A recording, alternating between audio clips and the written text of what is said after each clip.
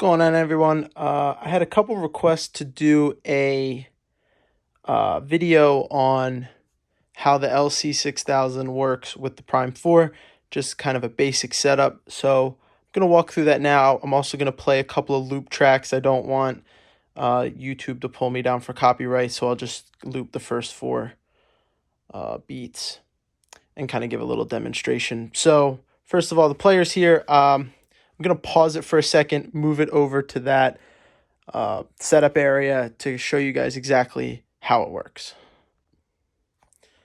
So I got the player set up, the LC6000, and it's really simple. There's just a USB line and then a power and a power button. So there's really only two cables. You actually only need one because apparently, and I've not tried this, the LC6000 will work off of the power from the Prime 4. However, I don't know. I feel kind of weird trusting that. So I have extra outlets here. So I just plug them in. This is your standard power. Very standard. It's a short little cable that runs over to this. It is, sorry, my shadow's in the way. It is that.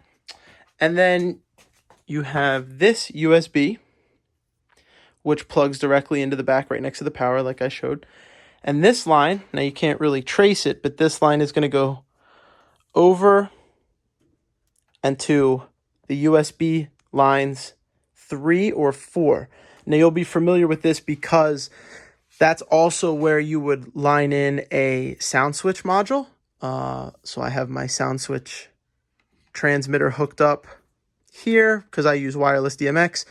So I like to use it on deck 4. So right here, and you can't really see, but it says 3 and 4. So line 3 is the Soundswitch cable, and line 4 underneath it is that line in. So all you would have to do is switch it, and if you pulled out the Soundswitch and move the USB line into the USB port 3, it would show up on deck 3 of your 4 decks.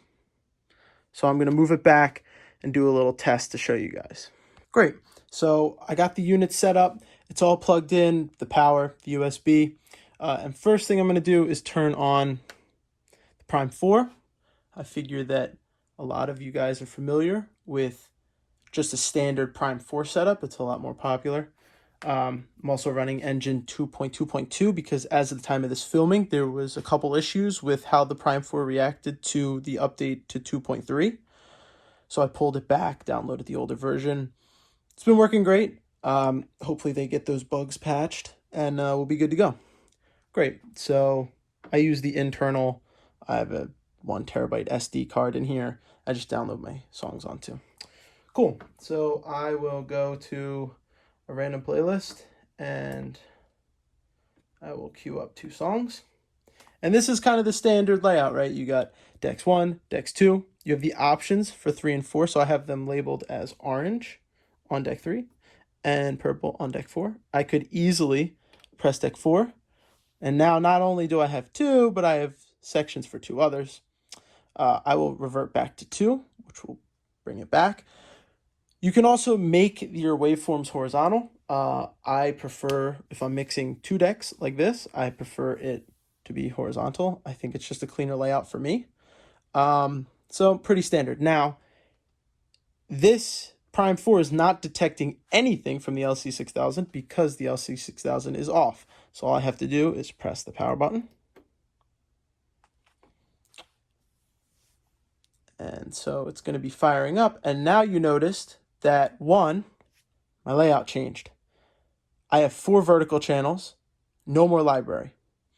You also noticed it's lighting up purple because it automatically is queuing with deck 4. Remember, I plugged it into USB line 4 in the back, so it's already reading the right channels.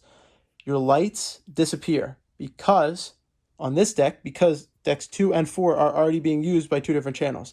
You still have the option to rock the orange because USB 3 is empty. So you still have that option with this current configuration. However, I don't like the layout of mixing like this.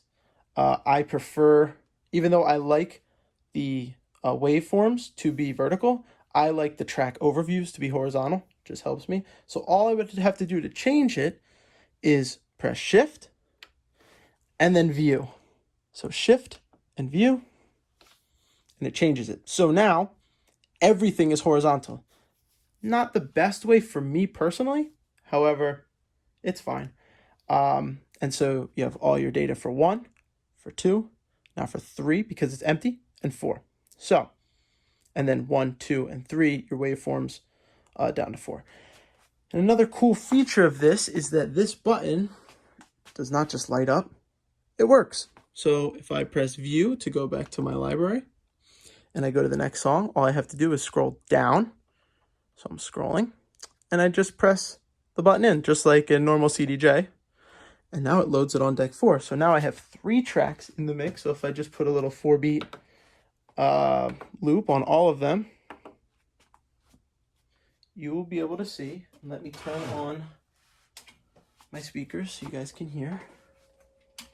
You'll also hear the lights firing up, the nice Chinese lights that I reviewed in a previous video. So all I have to do is first, so everything's looped up. Now deck 1 is playing. I'll start deck 2. And I'll also start deck 4. Even though it's 3 decks, it's channel 4. So start that one up. So now, if I press this volume up, press this volume up,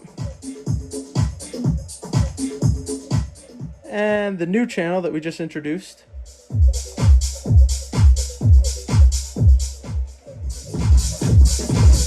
and there's a nice little train wreck for you at the end. Yeah, so all 3 are working. They all are showing up nicely, and just if I move the tripod over a bit, I can show you the difference in layout. I'm sure if you're interested in this unit, you're probably familiar with some of Denon's SC models, SC5000, 6000, the M's. Yeah, so you have your 8 hot cues laid out. You have your loops, fader, or pitch fader, loops in, out, auto, selector, all very standard, pretty much the same layouts. The last thing I wanted to touch on, and I'll just leave the overview like this. I think it looks nice to compare the two. I did previously buy an SC5000, which has the large CDJ screen, touchscreen and everything, and I hooked it up. So that would hook up a little bit differently, whereas this is a USB out. The other one is an RCA out, just like a standard CDJ would be an RCA out. However, it worked. It worked great. But one major thing that didn't work was whenever you plugged in a CDJ style with a screen, think SC5000 for me, both of your effects buttons right here would go black. So the Prime 4 was not able to read the SC5000 tracks with the effects. And it would just immediately disable those features. So the one major benefit to doing the LC6000 versus the SC5000 for me was having your effects. I mean, effects are pretty big, right? So that is the one major thing. Now, I was on Denon community boards. I was asking around different shops saying, how can I make this work?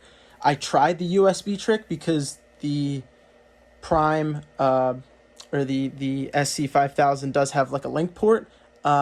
That worked to link it over, but it didn't work to fix this FX problem. So for me, I couldn't get it to work. Wound up going with the LC6000. Every feature on this board completely translates over. And I can do more tutorials in the future about little more advanced things. But for now, just wanted to show the people who requested just a little setup video and how to go about making this the best you can for your style. But if anyone did figure out how to make a real SC5000, 6000 work with the effects with a Prime 4, definitely comment or DM me or do something and reach out, please, because that sounds awesome. But I don't think that capability is possible just yet. So I hope you found this tutorial a little bit interesting or insightful. I know there's not a lot of material out there displaying both a Prime 4 and an LC6000 working together. If you guys liked it, if you liked the setup, be sure to stick around because I'm going to be doing a lighting tutorial, an example, running all three of these with all the lights and the haze and the fog. So yeah, definitely stick around for that, and thanks for watching.